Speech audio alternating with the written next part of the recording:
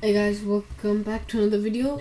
In today's video we're going to be going over lesson 18, and in lesson 18 we're going to learn about something called expression variables, and if we have time left over we're going to go over a bit more on next topic in the next video. So yeah, let's get started. First of all, I want to say to you guys, please check out our channel if you haven't ever been here or lately. I've been making a bunch of coding videos on a bunch of different platforms, and it started with Scratch. Please check it out. My sister also has a channel for people who aren't as older, so please go there, support us, share videos, and yeah. So let's just get started. So expression variables are variables that are written in a special way. So expression variables are actually written inside another variable. So basically, if I have variable and then I have my other variable, which is var1, so is equals to, and instead of writing, let's say, cheese inside here, we don't have to use this. We just make a function inside this and we give the parameters of the function, which would be z and x. So we have given two parameters here, z and x, which means the function will be doing something with z and x. So if we go over here, we will now specify what this little function will do. So what we want to do is to return z into x. So basically we have given the function's name is right here. So because it's written inside of a variable, whatever name the variable has is the name for the function. So what the function does is that it has two parameters stored inside of it, so z and x. So we have given these two, and what we have specified it to do, like of actual function, what we wanted to do with z and x is to return z times x. Now we don't just start off making variable x and this and equals to this. No, we want to print this. Now document dot write and then result. It's a pretty common assumption.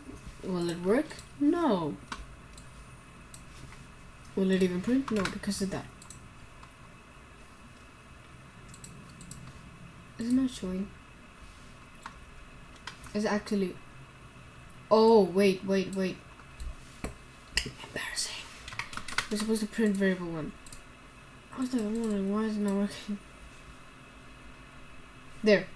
So function z and x return z into x. Now what has happened here is it's actually acting like a normal function variable basically. So we have given the variable, and keep in mind this hasn't turned into an actual function. It's still a variable because of the variable block we have given behind it. So this means that if we were just to say that it should print this, I had to sneeze, sorry. If we say this had to print the variable 1, it would just print everything inside variable 1. To fix this issue, we have to treat it like a function. And how do we do that? We also have to give the values. So as you can see, z and x doesn't have any value attached to it. So how will it multiply nothing into nothing, which doesn't make sense? So we'll just open up a bracket, which turns this yellow, which means it's a function. And I'm pretty sure here,